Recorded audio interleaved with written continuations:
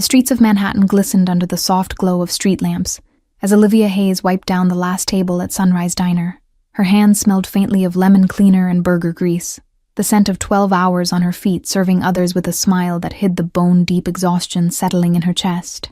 Outside, the neon sign flickered weakly against the darkness, the S in Sunrise blinking irregularly like it had been doing for months now. Another repair bill she couldn't afford. Another reminder that her parents' legacy was slipping through her fingers one broken appliance at a time. The weight of unpaid bills and dwindling customers pressed against her shoulders as she stacked chairs upside down on tables.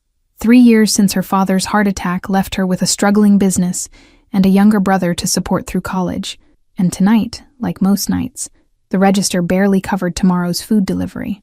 Olivia reached for her keys, whispering a quiet, "Another day done," to the empty diner, a ritual that somehow kept her going. The clock above the counter read 11:58 p.m., 2 minutes early, but who would notice? Who would care that Sunrise Diner closed its doors before midnight for once? She had almost turned the lock when it happened. 3 sharp, deliberate knocks that echoed through the empty diner. Olivia froze, keys dangling from suddenly trembling fingers as she peered through the glass door into the dim street beyond. He stood beneath the flickering neon, tall and imposing in a perfectly tailored black suit that seemed to absorb the surrounding light. His broad shoulders filled the doorway even before he stepped closer. Dark hair swept back with just enough calculated disorder to look dangerous rather than disheveled. Everything about him radiated authority, from his straight posture to the way his gaze never wavered as he watched her through the glass. This wasn't someone looking for a late-night meal. This was someone who expected doors to open when he knocked, someone accustomed to getting exactly what he wanted. Olivia's first instinct was to point at the closed sign and walk away. Every self-preservation alarm in her body screamed to ignore him, to pretend she hadn't seen the expensive watch glinting on his wrist, or the intensity in his eyes that somehow pierced through the glass and pinned her in place. Instead, she found herself stepping forward, drawn by something she couldn't name, curiosity, perhaps, or the strange magnetic pull that radiated from him even through a locked door. Her hand hesitated on the deadbolt for just a moment before turning it, a decision that would change everything. The stranger's lips curved into the barest hint of a smile as the door swung open, not warm enough to be friendly, but enough to reveal perfect teeth and a dimple in his right cheek. "Dinner for 2, he said, his voice deep and smooth like aged whiskey, carrying the kind of quiet authority that never needed to be raised to be heard. Olivia's throat went dry as she met his gaze, eyes so dark they appeared almost black in the dim light, studying her with an intensity that made her heart stumble against her ribs. "We're closed," she managed, the words sounding weak even to her own ears. "Please," he said, the word somehow both request and command. "I've had a long day, and yours looks even longer. I'm willing to pay generously for the inconvenience." As if to demonstrate, he slid a folded bill across the threshold that made Olivia's eyes widen, enough to cover a week's worth of groceries, just for one late-night meal. The bell above the door chimed softly as Olivia stepped aside, a sound that had always meant welcome but now seemed like a warning. The stranger entered with measured steps, his presence immediately making the modest diner feel smaller, as if the walls themselves were shrinking back to accommodate him. He moved with a kind of controlled power, every gesture deliberate as he surveyed the space. The vintage photographs on the walls, the worn red vinyl booths, the specials still written in Olivia's looping handwriting on the chalkboard. His gaze lingered on each detail as though memorizing it, cataloging her world piece by piece. "Sit anywhere you'd like," Olivia said, tucking the folded bill into her apron pocket as she tried to regain some semblance of control. She watched as he chose the booth farthest from the windows, his back to the wall, positioning himself with a clear view of both the entrance and the kitchen door. He removed his suit jacket with practiced ease, draping it carefully beside him to reveal a crisp black shirt and the subtle bulge of what Olivia immediately recognized as a shoulder holster. Her breath caught in her throat. Not just a stranger then, but a dangerous one, armed and deliberately seated in her empty diner at midnight. "I didn't catch your name," she said, surprising herself with the steadiness in her voice as she placed a menu before him, noticing the faint scars across his knuckles, the kind that came from years of violence rather than kitchen accidents like her own. "Vincent," he replied after a moment's consideration, as though deciding whether to give her a real name or not. "And you're Olivia Hayes, who inherited this place 3 years ago when Joseph Hayes passed unexpectedly." You've been keeping it afloat through sheer determination ever since. Cold fear washed through her veins at his words. Not just that he knew her name and history, but the casual way he delivered this information, as though her life was an open file he'd studied before arriving. "How do you know that?" she asked, gripping her order pad too tightly. "I make it my business to know things about my territory," Vincent answered, with that same almost smile that never quite reached his eyes. "Sunrise Diner has been a landmark in this neighborhood for over 40 years. Your father built something special here." The mention of her father softened something in Olivia, despite her better judgment. "What can I get you?" she asked, sliding back into the familiar script of waitress and customer, seeking refuge in the routine she knew by heart. "Surprise me," he said, closing the menu without glancing at it. "Something real. Not perfect, just authentic. The kind of meal that reminds you of home, not the kind designed to impress." His request carried a note of weariness beneath the command, a glimpse of something almost vulnerable behind the power. Olivia nodded and retreated to the kitchen, grateful for the temporary barrier between them as she tried to process what was happening. Her hands moved automatically, preparing her father's signature meatloaf with garlic mashed potatoes, comfort food that had sustained the neighborhood through decades of late nights and early mornings. As she cooked, she caught herself glancing through the service window, watching as Vincent sat perfectly still, his posture relaxed yet alert. He didn't check his phone or fidget like most customers. Instead, he simply existed in the space, present in a way that made her acutely aware of every sound, every movement, every breath between them. The next evening arrived with a sense of inevitability when, at precisely 11:58 p.m., Vincent returned. Olivia told herself she hadn't been watching the clock, hadn't chosen to stay late to finish inventory that could have waited until morning, hadn't worn her hair down instead of in its usual practical bun. This time, she didn't hesitate at the door, unlocking it before he even knocked, a silent acknowledgement of whatever unspoken arrangement had formed between them. "Same table?" she asked, trying to sound casual despite the nervous flutter in her chest. Vincent's dark gaze traveled over her face, lingering for a heartbeat too long before he nodded. "Your meatloaf was excellent," he said, following her to the corner booth. "Best I've had since my grandmother's," and she would have considered that high praise. In the kitchen, Olivia prepared grilled salmon with lemon butter sauce, wondering why she was putting extra care into the presentation, why her hands trembled slightly as she arranged asparagus on the plate. This wasn't a date, she reminded herself sternly, just a strange man paying well for late-night service. When she emerged with his meal, Vincent had rolled up his sleeves, revealing strong forearms marked with faded scars that told stories she both feared and wanted to hear. The shoulder holster was still there, a constant reminder of the danger sitting at her father's best table. "Join me," he said, surprising her as he gestured to the empty seat across from him. It wasn't a request, but wasn't quite a command either. Something in between that left room for refusal, but somehow made it difficult to imagine doing so. Olivia hesitated, dish towel clutched in her hand like a shield.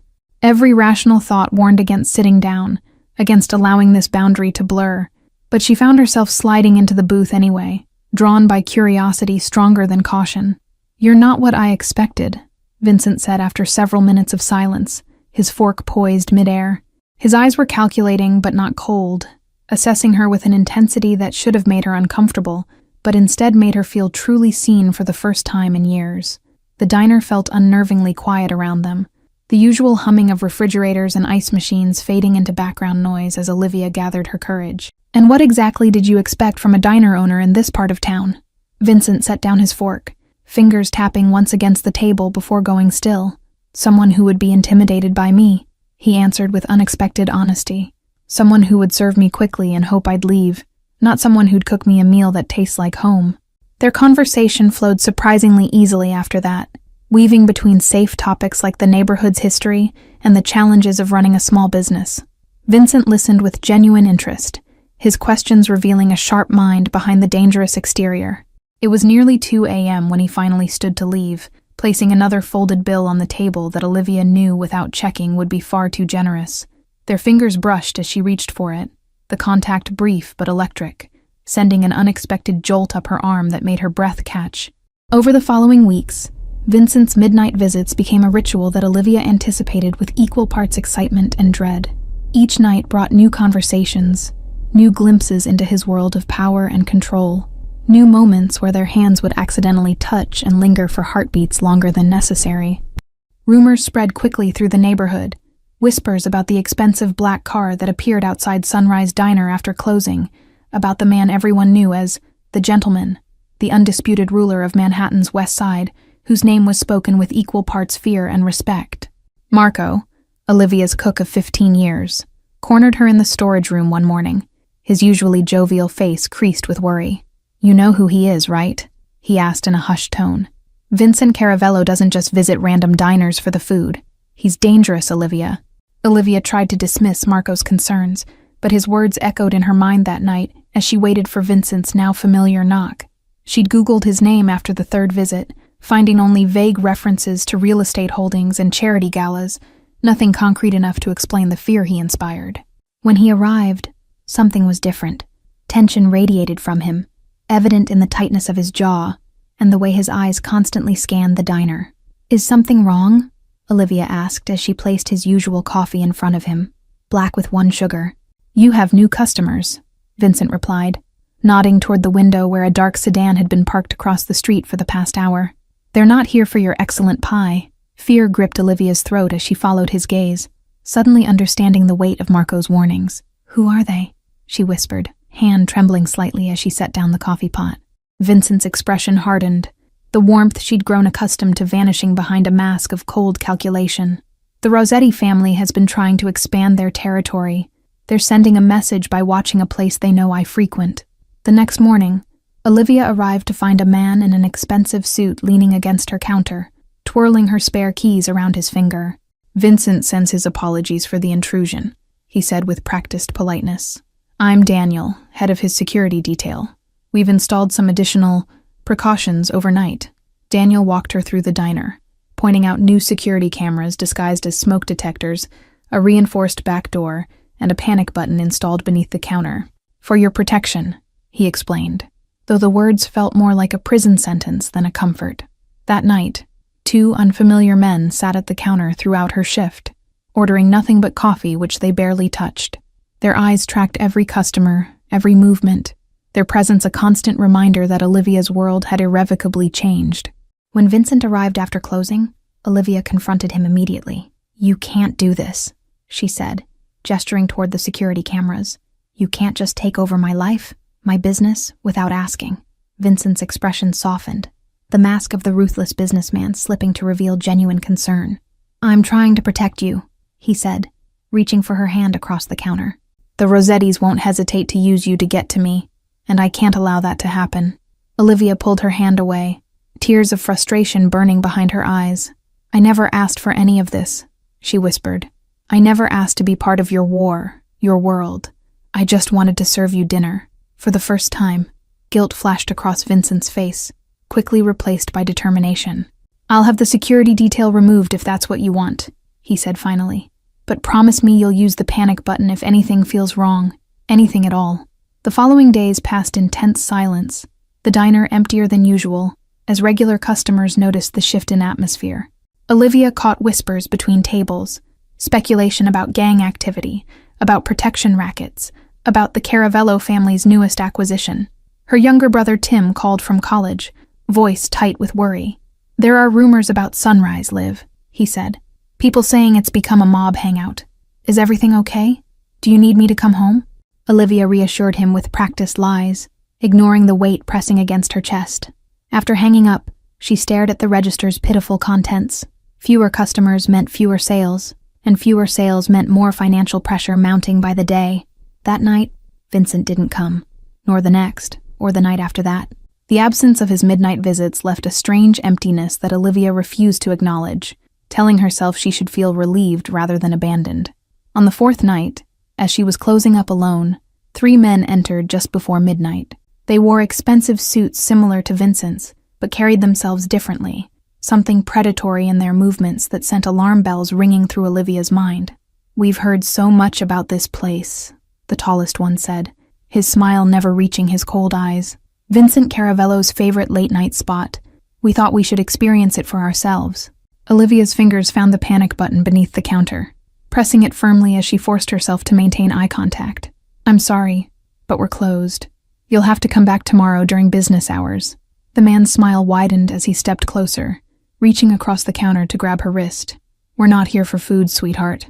We're here to send a message to Caravello about overstepping boundaries, and you're going to help us deliver it.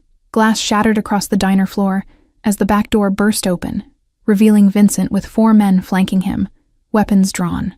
His eyes locked on the man gripping Olivia's wrist, a murderous rage transforming his usually composed features into something primal and terrifying. What followed happened so quickly Olivia could barely process it. Vincent's men neutralizing the intruders with practiced efficiency, securing the diner perimeter, speaking in clipped professional tones that betrayed years of similar operations. The threat was contained in less than a minute, leaving broken furniture and trembling hands in its wake. Are you hurt? Vincent asked, his voice tight as he crossed the distance between them, hands hovering near her shoulders as though afraid to touch her. His eyes scanned her for injuries, the concern in them more intimate than any caress. Olivia shook her head mutely, shock freezing her vocal cords as she watched Vincent's men escort the Rossetti intruders out the back door.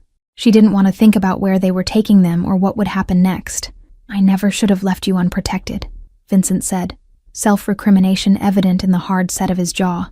I thought distancing myself would keep you safe, but I was wrong. His hand finally made contact with her cheek, thumb brushing away a tear she hadn't realized had fallen. The gentleness of his touch contrasted sharply with the violence she'd just witnessed, making her question which was the real Vincent Caravello. Daniel appeared at Vincent's side, whispering something urgently that made Vincent's expression harden. We need to move, he said to Olivia, decision already made. It's not safe here anymore. Before she could protest, Vincent was guiding her toward the back exit, his arm a protective band around her waist. Just until we resolve this, he promised, misreading her resistance. We'll keep you safe at my penthouse. The city blurred past the tinted windows of Vincent's car as they sped through the night, Olivia's mind racing faster than the vehicle carrying her away from everything familiar. She thought of her brother Tim, of Marco, and the morning staff who had arrived to find the diner closed, of the life she was being pulled from with each passing block. Vincent's penthouse occupied the top floor of a sleek high-rise overlooking Central Park, a world removed from her modest apartment above the diner. Floor-to-ceiling windows revealed a glittering cityscape that seemed both beautiful and threatening from this height, like looking down on a bed of diamonds mixed with broken glass.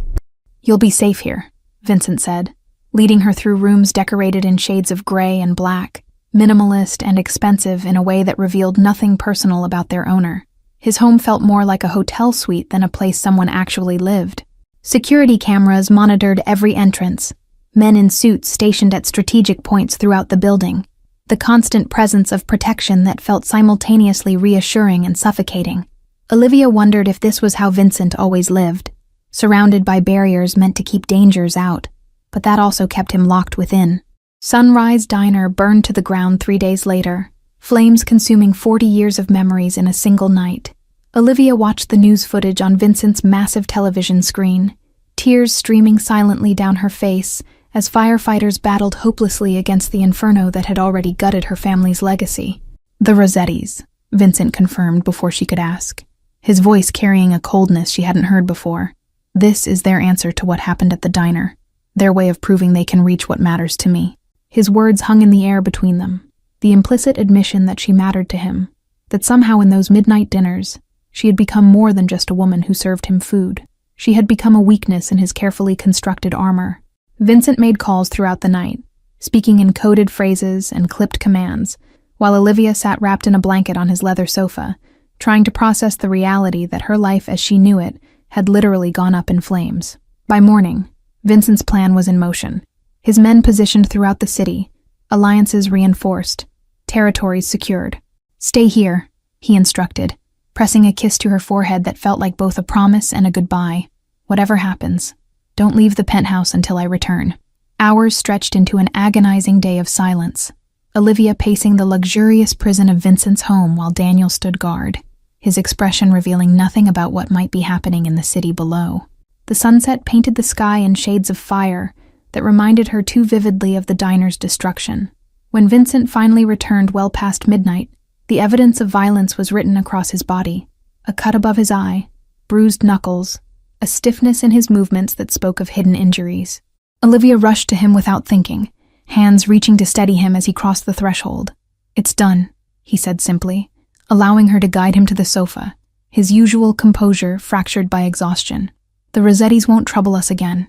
Olivia didn't ask for details, didn't want to know what done meant in Vincent's world. Instead, she carefully cleaned the cut on his face, her touch gentle against skin accustomed to harsher treatment. As morning light filtered through the windows, Vincent made another call, this one different from the commanding tone he used with his men. "I need to speak with Roberto Rossetti," he said, voice steady as he met Olivia's questioning gaze. Not as enemies, as businessmen finding a solution. The meeting was arranged for neutral territory, an old church converted to a restaurant where violence was prohibited by ancient understanding. Vincent dressed with particular care, his suit armor against whatever awaited him. "Why are you doing this?" Olivia asked, as she helped straighten his tie, a domestic gesture that felt strangely natural despite the circumstances. "You said it was finished last night." "Some things can't be solved with violence," Vincent replied, his hand catching hers against his chest where she could feel his heartbeat. "Some wars need to end with words instead of blood, especially when the cost becomes too high." Roberto Rossetti arrived flanked by advisors, his lined face bearing the weathered dignity of an old-world patriarch. The two men regarded each other across the table with the wary respect of opponents who recognized their equal. "My son acted without my authorization," Roberto began after formalities were exchanged. "The diner should never have been touched. Such actions dishonor our traditions." Vincent nodded once, accepting the closest thing to an apology a man like Roberto Rossetti could offer. "And my retaliation was necessary, but regrettable," he countered. "We've both lost valuable assets and men in a conflict that benefits neither family." The negotiation progressed through appetizers and wine, territory lines redrawn over main courses, peace terms solidified with espresso and dessert. Olivia watched from a distance, marveling at how warfare could be conducted with silverware instead of firearms.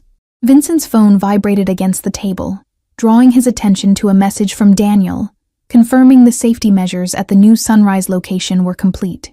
Security systems discreetly installed beneath rustic wooden panels, panic buttons integrated seamlessly into vintage-style fixtures, protection hidden beneath normalcy. Beyond the negotiations and business arrangements, something fundamental had shifted in Vincent over these weeks.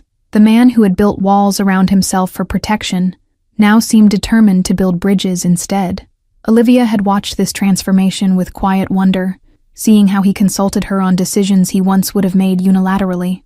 The weight of her father's watch pressed against Olivia's wrist, a treasured possession salvaged from the apartment above the burned diner. Time had new meaning now, no longer measured in unpaid bills and dwindling customers, but in possibilities that stretched before them like the glittering city skyline. In the car ride back to Vincent's penthouse, his hand found hers in the darkness, fingers intertwining with a tenderness that still surprised her. "My grandfather always said true power isn't about control," he confessed quietly. "It's about creation, building something that outlasts you." As papers were signed and hands reluctantly shaken, Roberto paused, his gaze shifting to Olivia. "She must be special," he observed, "for Vincent Caravello to choose diplomacy over dominance. My wife changed me the same way, many years ago." 1 month later, construction began at the site of Sunrise Diner, not just rebuilding what was lost, but creating something new. Vincent had acquired the adjacent properties, expanding the footprint to include a proper restaurant alongside the classic diner counter. "Your father's legacy with your vision," Vincent explained as he showed Olivia the architectural plans, his arm comfortably around her waist in a way that no longer felt dangerous but necessary. "I want to give you back what was taken because of me." Olivia traced the blueprints with trembling fingers, throat tight with emotion. "This is too much," she whispered, overwhelmed by the gesture that revealed more about Vincent's feelings than any words could have. "It's not enough," he countered, turning her gently to face him. "Nothing could be enough to compensate for dragging you into my world. But I want to build something with you, Olivia. Something that isn't about power or territory or old vendettas."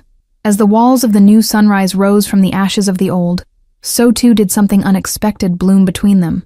Not just passion or protection, but partnership. Vincent brought his business acumen to complement Olivia's warmth and vision, their strengths intertwining like their fingers when they walked the construction site. The grand reopening drew crowds from across the city, curious onlookers, loyal old customers, and a carefully balanced mix of Caravello and Rossetti associates, demonstrating the new piece. Vincent stood slightly apart, watching with quiet pride as Olivia cut the ribbon. Later that night, after the guests had gone and staff had cleaned up, Vincent and Olivia sat alone at a corner booth, the same position as their first midnight meal, though now the booth was new and the diner transformed. He reached across the table, taking her hand in his. "Dinner for two," he said with a genuine smile that reached his eyes, no longer the dangerous stranger at her door, but a man who had chosen to build rather than destroy. "Every night, if you'll have me." Thank you all for following this story.